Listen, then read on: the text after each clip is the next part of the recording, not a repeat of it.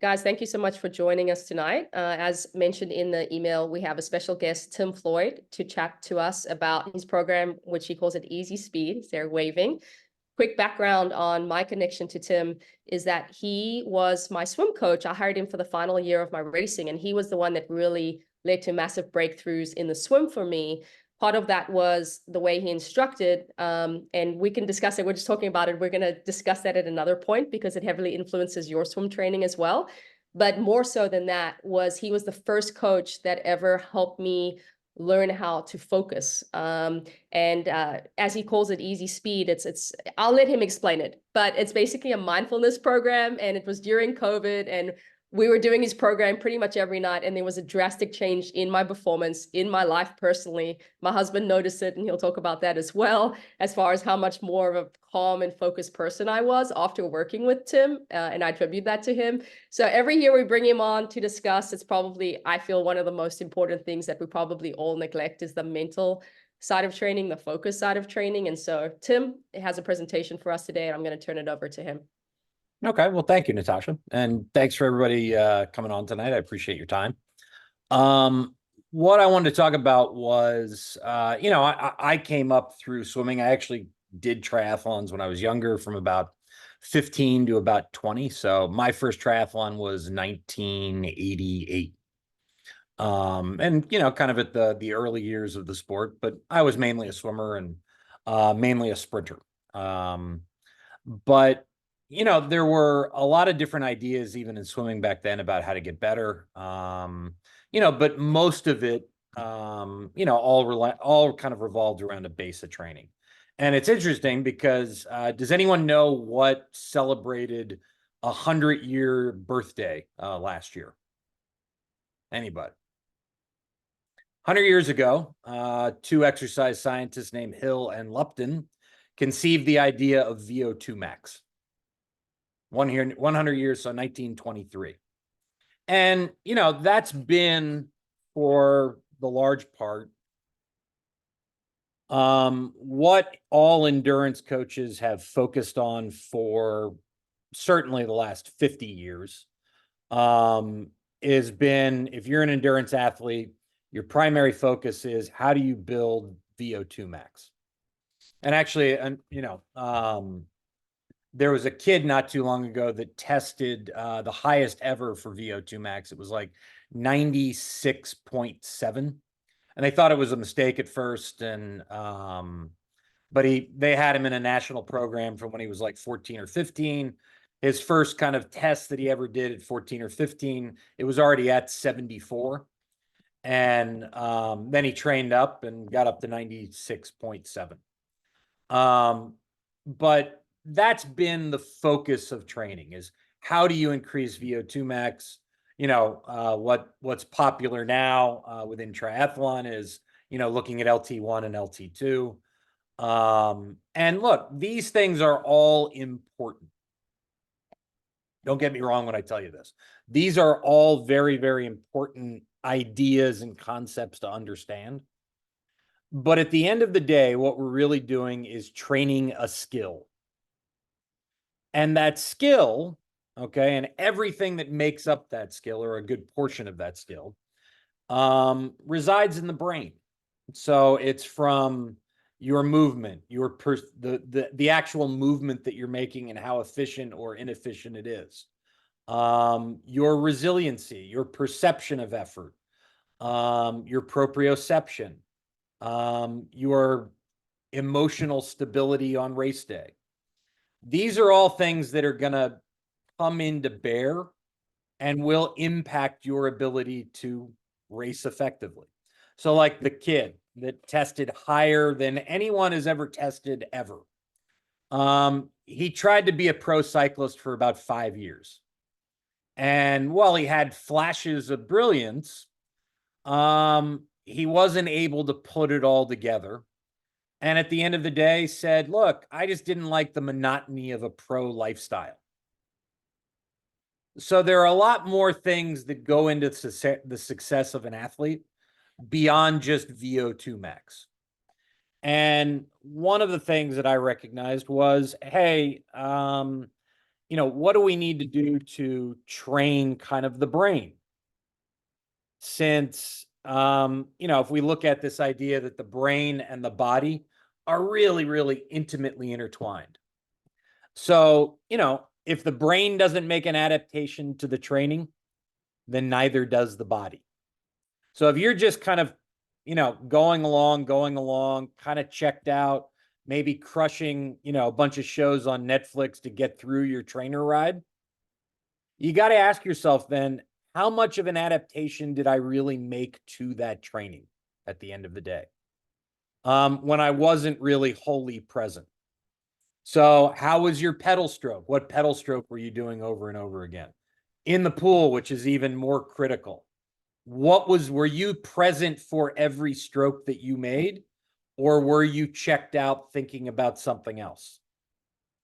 And these are all things over the long term, compounded day after day after day, that will impact your overall training. So at the end of the day, the most valuable thing you have as an athlete is your attention and where you focus it. Now, generally speaking, what the science is kind of pointing to is that you've got in a day about 4 hours. Now, with all these things, there's going to be pluses and minuses, but in general, about 4 hours. You've got about an hour on any one particular skill set that you're trying to improve. So, if you're running, you could run for an hour. But then you're gonna kind of tap out in terms of the adaptation to the movement that you're making. Cycling, swimming, kind of same thing. Now you can push it out a little bit farther the more mental training you do. But that's kind of the deal. So if you're looking to, for instance, drive an improvement in your swim in terms of the movement that you're making, as an adult learning, adult neuroplasticity, you need two things. You need focus with a sense of urgency. So when we talk about that, focus with a sense of urgency, that means, if you're doing a set or if you're trying to learn a new skill and you're getting very frustrated and at trying to learn it, you're not quite getting it. It isn't going your way. You're trying really hard and it's just not happening. And you start to feel that sense of frustration. That sense of frustration is a very specific chemical in your brain being released called acetylcholine, which is marking those neurons that are involved in that skill for change later on. And it's going to adapt with that new information that you're kind of providing and the experience that you're having right then. The change later on is the second part of neuroplasticity, which is rest, sleep. So it's either sleep or non-sleep deep rest, where your brain gets into an alpha theta state. And those are that's the combination you need to change and improve a skill set. But, one of the things with kind of mindfulness, which we're going to be talking about today, that it's been studied now for about 50 years with really an explosion of research over the last 20. And, it's shown to take a look real quick. So this is what in the literature it's been shown to do: reduce stress, ease anxiety, improve working memory and mood, boost creativity, enable sustained attention, which is kind of getting back to what we were talking about earlier with adapting to increasing new skills, reduce feelings of loneliness, aids in quality sleep, increases pain tolerance, slows age-related cognitive decline. It can improve reaction time, and it can improve proprioception. These are just kind of some of the things that the literature shows that it can really do. And with the athletes that I've worked with, I've shown that they've been able to do all of those things that we just talked about, and then a bunch more. Natasha kind of touched on it earlier.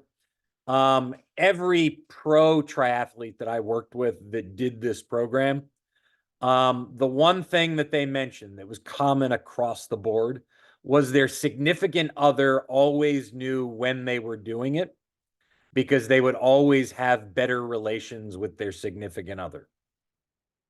And one of the things that happens is that, when you're tired, you're on edge, you're stressed out, and those emotions tend to kind of come up and grab you a little bit more, and then you react.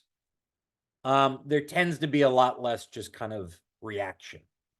You can step back for a second and listen to what's going on instead of just reacting, and then rationally respond and avoid kind of potential, in the past would have been landmines, but we're now kind of more speed bumps in your relationship. So that was one of the things that I would see across the board. The other thing is, with all of those things listed, and we're talking about attention being your most valuable asset when you're training. The three things most likely to hijack your attention. So the first is probably least applicable, but it's an immediate threat in your area, which makes sense. So you have an immediate threat in your area, it's going to hijack wherever your focus is. Redirect it. The second, which leads right back into mindfulness, is a bad mood. And look, all of us have gone into workouts in a bad mood, and they usually don't turn out great, or they're not the best workouts. You may feel better by the end, but in terms of the adaptation or in terms of a great workout, they're usually not the greatest workouts. And then the last one, which is the most applicable to triathletes, would be stress. And again, relates back to mindfulness, which is one of the things mindfulness can do, which is help reduce stress. And look, stress comes in all shapes and sizes. So we're talking physical, emotional, mental kind of stress. And, these are all the things that, we can tackle with a consistent mindfulness program. And then you can take those skills that you learn, because when we're talking about mindfulness or meditation, the object of your meditation. So, tonight we'll talk on it a little bit with, we might have enough time to do like a little 5-minute session tonight, where all you're going to do is focus on your breathing, nothing else. Just focus on counting the number of exhales you have and watching what your mind does. Now, for some of you that haven't done meditation or mindfulness, or if you haven't done it in a while, one thing you're going to find out is 5 minutes will feel like an eternity. And, if you kind of take that and extrapolate it out, if you think 5 minutes just focusing on your breath feels like an eternity, then what's going on in your workouts when you're doing them? Are you trying to do anything you can to distract yourself from being present with the workout? Or are you fully kind of engaged with what's going on? And that's kind of some of the stuff that we want to touch on, we want to try to tackle with mindfulness and what we're doing. The other thing that is starting to get touched on in the literature with mindfulness is that if you've ever heard of a flow state before, which is kind of where the brain body get into a peak kind of performance situation. And there's, evidence in the historical record of programs training for mindfulness. The oldest written one that I can find is an offshoot of Confucianism from about 2,500 years ago called Wu Wei. And it means, the translation is roughly effortless action. And that's what we're trying to get to. We're trying to knock down the perception of the effort of the movement you're making.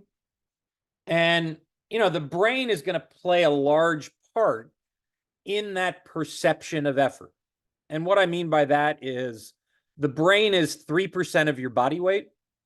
It consumes roughly 20 to 25% of your total resources. So glucose and O2.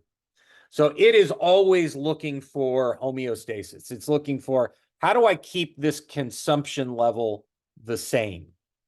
So if you're making this movement that the brain perceives it really has to work very, very hard to do, it's going to tell the body, hey, up respiration, up heart rate, we need to slow this whole thing down because we're putting the entire organism at risk because we're consuming more and more resources. Now, if you work the mindfulness program enough and are really present with workouts, you can get your brain to recognize, hey, this movement we're making isn't as hard as, as we're perceiving it to be. You can reduce respiration, reduce heart rate, and all is good. So I'm going to share we'll go here. Can you guys see my screen? Yeah. Okay. So we'll go here. So this is going to be some of the people that I've worked with. So, this first one actually was from a, athlete that was on those COVID calls. And so her coach was really struggling with her.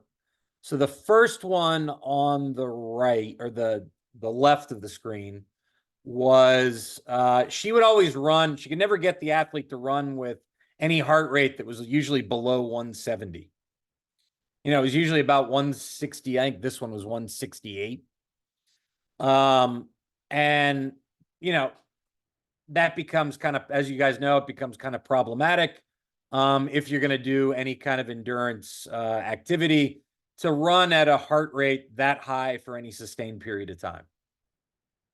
So we did this was 4 weeks of mindfulness every day. You can see the workouts are roughly similar. The paces are the same, but her average heart rate went down by about 30 beats a minute. Another one was this athlete. So this was an athlete that he was the 100-mile national trail champion for a couple of years in a row. And I actually crewed for him at Badwater. And we did a lot of mindfulness work. And this was before we started to work together. The meat of this run workout was 7 miles at like 5:45 pace.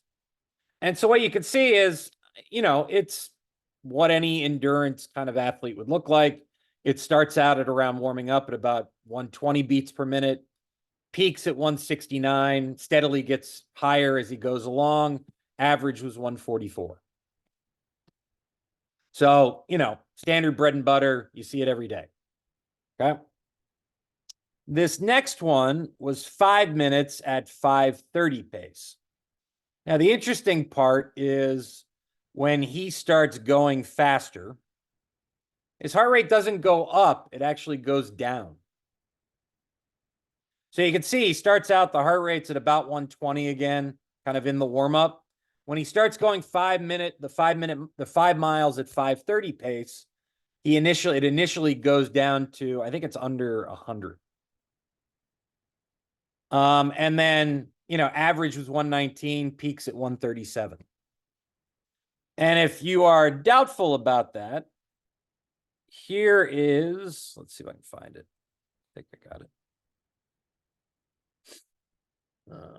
Is it here? Yeah, here we go. So here is a marathon that he ran. It was that Tunnel Light Marathon. He went 2:32, I think. And so what you can see is it starts out, kind of the first, 7, 8 miles, it's going up and up and up.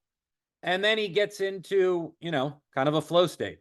And here it's down below 110. Now he's running about, what would that be? About 5:50 pace per mile. And, his average heart rate was 121. Another one here was a trail marathon that he did. And what you could see was this is temperature and heart rate. So what you can see is he starts out as the temperature starting to increase, his heart rate starting to go up. About halfway through, he's like, man, I better start focusing on the stuff we've been working on. And you can see his heart rate, even as the temperature starts going up, his heart rate goes down. So it's all about kind of working in that autonomic nervous system and basically trying to get your brain to recognize, you train it enough to recognize, hey, this is a lot less effortful than we thought it actually was. And we're working on that perception of effort. Look, and it's not going to happen overnight. This takes a lot of work. You have to be very, very consistent, just like the training. But there are a lot of added benefits beyond just this. Sleep will improve. Your training will improve. You'll notice within the first 3 or 4 weeks, you'll start to see some differences. With the sleep, you'll notice it typically in about a week to 10 days. So, all right. Does anybody have any questions about this? Tim, I did see one come over, and maybe if you can explain, because I know many will be. Yeah. I don't understand the reference to 4 hours. What is the 4-hour limit? If you can just explain that again. Yeah. So effectively, the 4-hour limit is that your brain has about 4 hours that it can really intently focus on something during the day. And you go beyond that, and they're still trying to work out the boundaries of it, but it's about 4 hours. There was actually a pro golf coach that I worked with a lot on this stuff, and he was coaching about 4 or 5 PGA Tour professionals at the time. And he had one guy that was struggling to make the cut. Sometimes on the pro tour, they would go out, week after week on tour. And he said typically after about 3 or 4 weeks on tour in a row, they would come back and have a tough time like saying their name. That's how exhausted they were. And so, golf, a lot like swimming, the limiters were not typically physical. They were always more mental. So golfers will typically practice sometimes 8-10 hours a day. And so what they did with this guy was they said, hey, look, we're just going to limit you to 4 hours a day, no matter where you are. If you're out on the middle of the 9th hole and your 4-hour alarm for the day goes off, put your club in the bag and head back into the clubhouse. And he did that religiously for 6 months.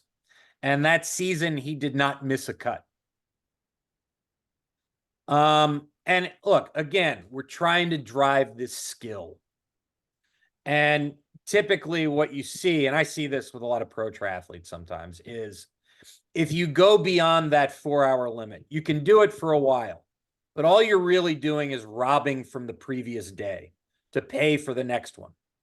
So eventually it adds up because the brain is always listening. The brain is always counting. Eventually it adds up, and it all comes crashing to an end. But if you want to kind of check it out just to see what I'm talking about. So the swim is the most skill-based of the 3 disciplines in triathlon. Far and away the most skill-based. Okay. So it's going to be the most dependent on how engaged you are with the workout and how long you can focus your attention in that workout. And remember, we got to go back to what are the things that hijack that attention? Well, stress. Okay. So I want you to think about the top pros in the sport right now. The ones that talk about, hey, I did 35, 40 hours of training this week. Ask yourself, is there a commonality with those guys on one of the 3 disciplines that they struggle with the most? And I'll give you a hint. It's always the swim. So, you just can't put in these massive amount of hours and expect to improve in the swim and trick the brain. It won't work. I've never seen it work. Let's see. How much does genetics play a role in having that low heart rate versus mindfulness and flow state? Well, I mean, genetics is going to play a role in everything, but the low heart rate, kind of, which is indicative of being in a flow state, at least what I've seen, is something that we trained, and I've been able to train it in a wide range of individuals, from kind of just everyday average age group, kind of starting out beginning athletes, to some of the top professionals in the sport. Does it get more difficult to focus and keep attention as you get older?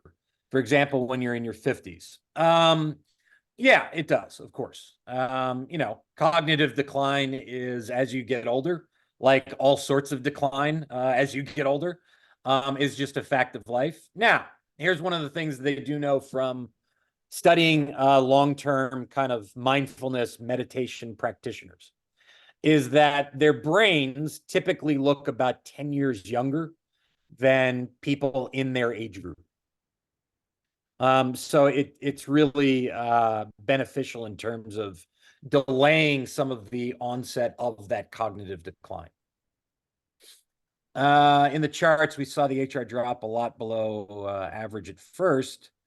Why is that? And would there be a way to activate ahead of the effort to avoid the initial heart rate ramp up? No, that's a good question. So we saw the HR drop a lot below average. Yeah, so it takes, and these two questions are actually related. So what I found out, and I've worked with a lot of athletes with, it's a wearable EEG, so an electroencephalograph. So you can see what your brain waves are doing in real time while you're working out. And I did a lot of the initial stuff trying to figure out kind of this program on a treadmill with the headband on. And it was just trial and error. And because there wasn't anyone out there to tell me, hey, this is what you have to do. Because, not many people do this. So what I found was, and there's some things where you can jam the brain and body into making a connection where you get into a flow state early on, but eventually you kind of get kicked back out again. And realistically, what happens is that the brain and body, it's a pretty hard number, because it's held steady kind of across the board with just about every athlete that I've worked with. It's about 15 to 20 minutes of warm up that you need for the brain and body to sync up. And there's just no getting around it. And the one thing you have to take into account is the deeper you are into a season, the more fatigue you are carrying, the longer that period is going to be, the longer amount of time you're going to have to take before the brain and body really sync up. Awesome. I think that's all the questions. Yeah, that's all the questions. Do you want to talk about the program that you are starting? I think that's this week. Yeah, I'm actually starting one in 20 minutes, actually, right after I get off this call with you guys. The first session on Sunday night. But we have another class that'll start on Wednesday this coming week. And it'll run for 5 weeks, once a week, and we'll do it for about 50 minutes each night. And then the participants have to practice about 10, 15 minutes a day. And so yeah.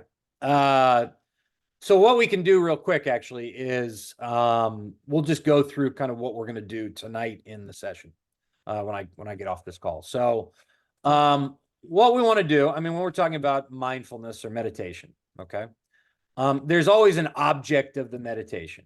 And so the object of the fancy way of saying what you're focused on. And so what we're going to focus on tonight is just your breathing. Something really simple, basic, just your breathing. And what you want to do is you want to count your breaths on the exhale. So it would be 1, 2. And what you want to do is just count those to yourself. And you're going to count to 5. And when you get to 5, you start over again. And you want to see how far along you can go. Now, one of the things that's going to happen, because this is what the brain does, is you are going to get distracted in that 5 minutes. You 100% will get distracted. You are not going to be able to go 1, 2, 3, 4, 5, 1, 2, 3, 4, 5, 1, 2, 3. It is not going to happen. Every single one will probably get distracted in that 5 minutes.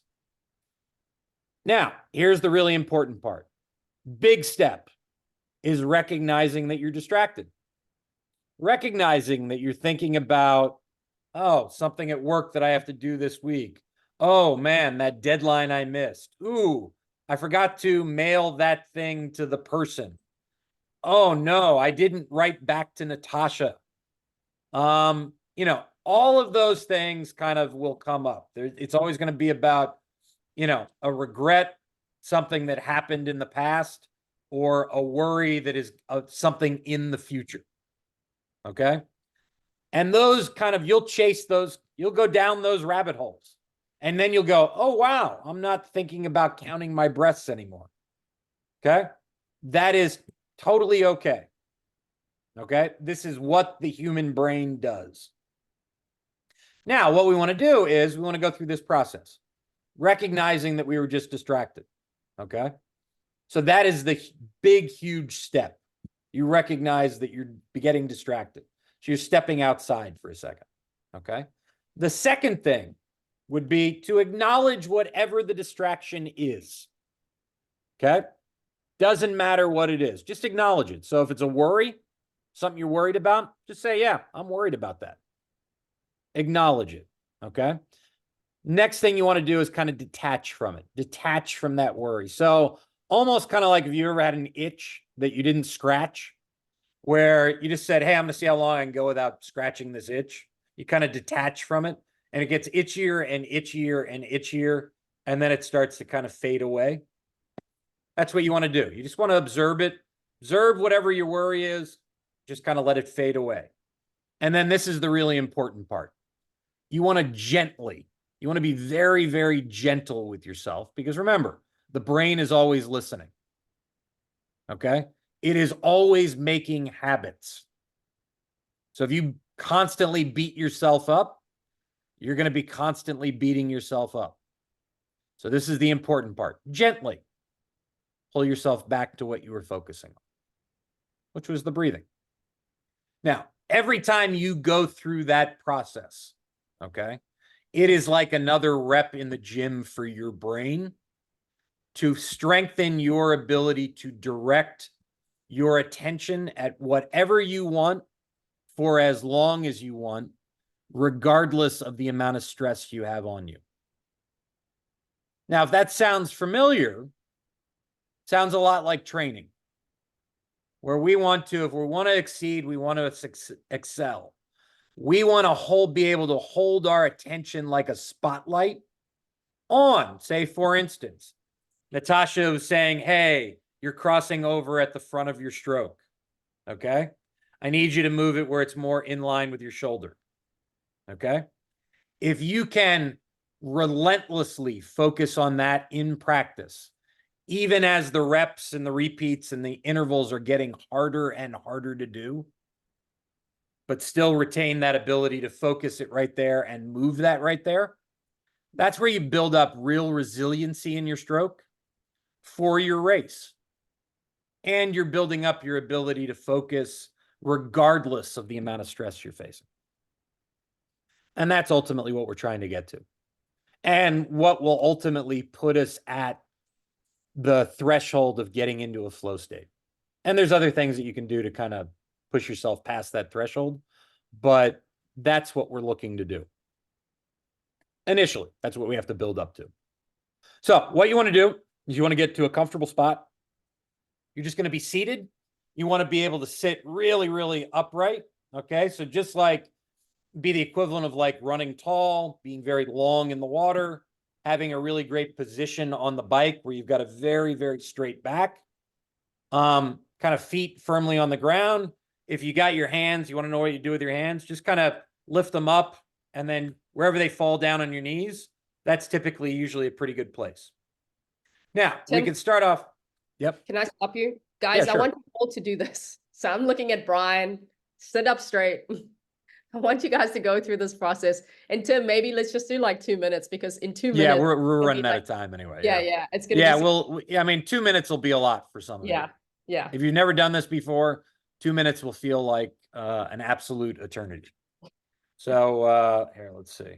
Okay, we're gonna go 2 minutes. So wait, oops. There we go. And so you want to get really comfortable. You want to be very, very upright. You can do a couple different breathing patterns if you want to start out to try and get very present, very focused. You can do kind of box breathing, which would be breathe in 4 seconds in through the nose, count for a 4, hold it, 4-second exhale, and then a 4-second hold. And these ones that I'm giving you right now they've all done published studies on them that they'll help you get you where you need to be. The other one would be a gentle inhale through the nose for 4 seconds, hold it for a count of 7, and then a controlled exhale through the mouth for 8. And then the third one would be a double inhale through the nose, so it would look like this. And then a controlled exhale through the mouth. And what you want to feel is that bottom of that exhale, that respiratory pause, that is as relaxed as you are going to be in that moment, and really focus on that. Okay? So we'll start now, 2 minutes, right? Just focus on your breathing, count to 5. Start over again. Here we go. Ready to go.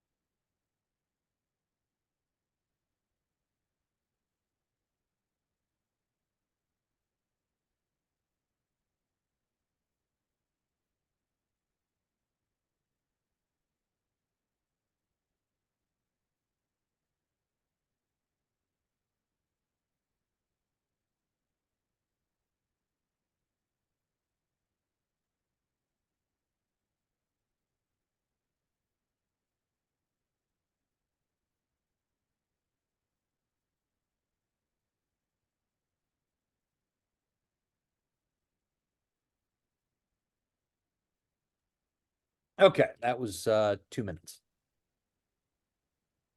That felt like forever. That felt like forever. So yeah, if you felt like that took forever, that 2 minutes was just never ending, yeah, then I mean, this is definitely giving you an indicator that you might want to pursue some mindfulness. And look, this is just kind of the society we live in right now, with the way everything is, and the way social media works, the way kind of advertising works. We live in an attention economy, and everything is trying to steal our attention as quickly as possible and train us to kind of bop from one thing to another in very quick order. Now, that's great for advertisers, but it's not terrific for long-term success for you as an individual in terms of building really any resilient, lasting skills. That it's your attention and where you focus it and how long you can focus it there. So if you guys would have any questions about this, please just let me know. I'm more than happy to answer questions over the next week. And I know Natasha will probably give you the link for sign up for this. So, and then I think she probably also has like a couple of the links to some of the audios of the first couple classes. So, Yeah. or Yeah. the introduction to it. Yeah. So you can I'll go back and take a find. listen there too. Awesome. Yeah. Tim, thank you so much. Guys, Hey, I it was a will pleasure. email about Tim's classes if you were interested in doing this. And it's definitely something that was very effective in my life, in my training. So highly recommend it. And I appreciate you sharing your knowledge this evening. Oh, no, it was a pleasure. Yeah, it's always fun. Guys, you guys have a great Sunday, and we hope you have a great week. Thank you so much for joining us. Thanks, Tim. Oh, you're welcome. Thank you. I appreciate the time as always. Of course.